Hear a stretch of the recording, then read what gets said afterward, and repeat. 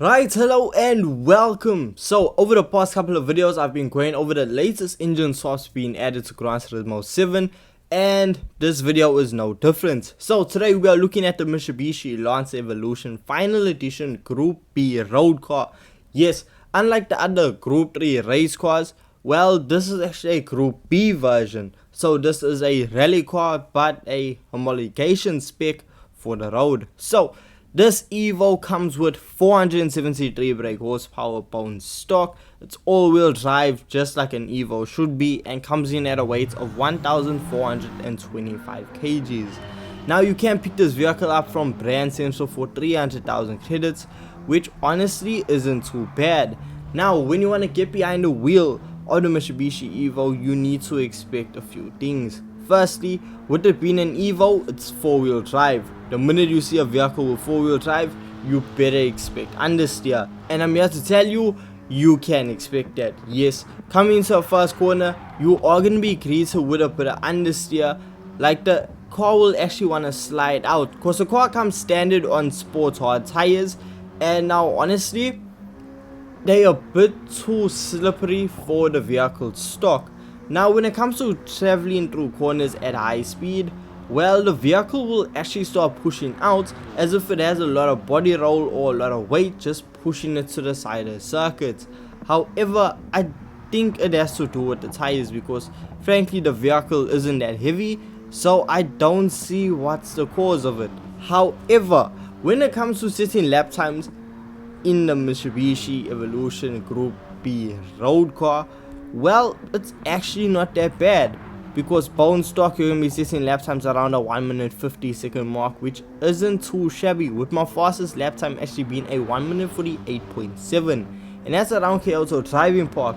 Now what I will say is, the vehicle is set up for a bit shorter of circuits.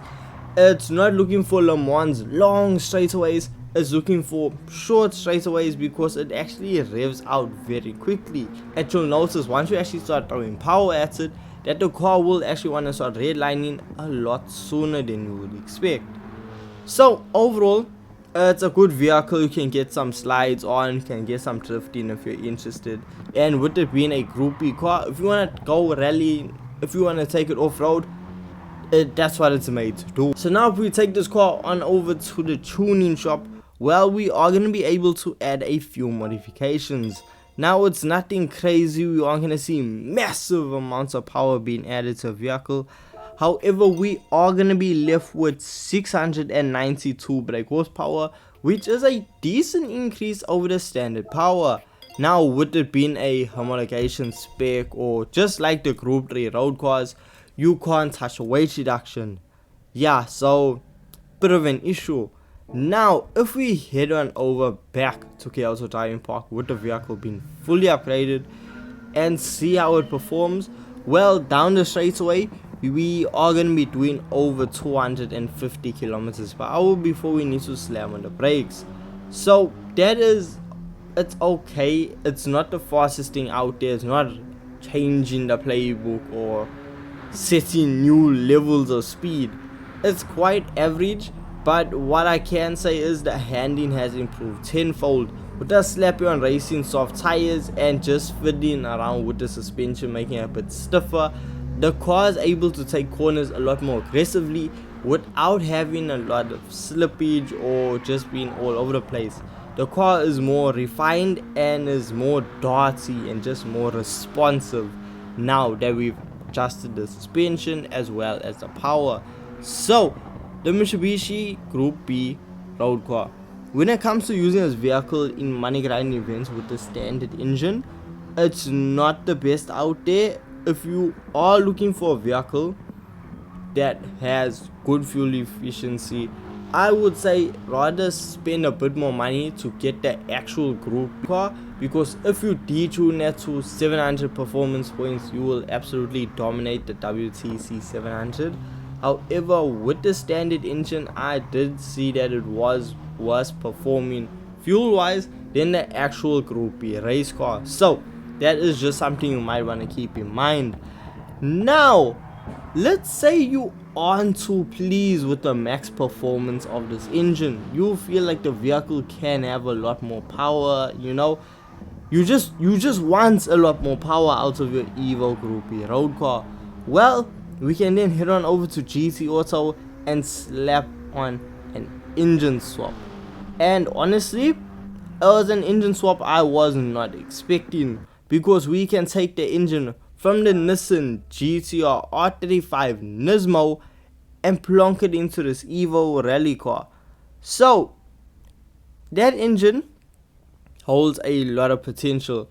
At first you're going to be looking at the stats and thinking, it's actually worse off than the standard engine being maxed, so how good can it be?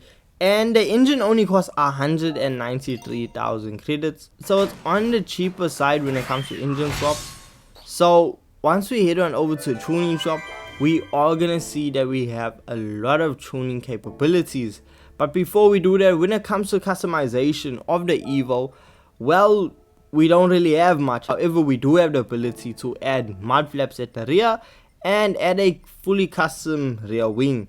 And that's all the customization options you want for the Mitsubishi Gr.B road car. So as I said, if we run over to tuning shop, start adding and spending quite a bit of money, we are going to be left with 1042 brake horsepower and a vehicle that weighs 1510 kgs. So with it having a lot more power than the standard engine being fully upgraded, we see that the performance is really it's taken a turn.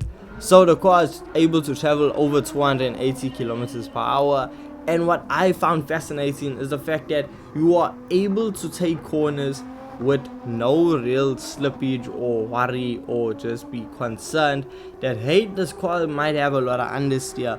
Now with the vehicle having a fully customizable torque, with the vehicle having a fully customizable differential, this allows us to adjust the way the power is distributed on the fly, and it honestly makes a world of a difference.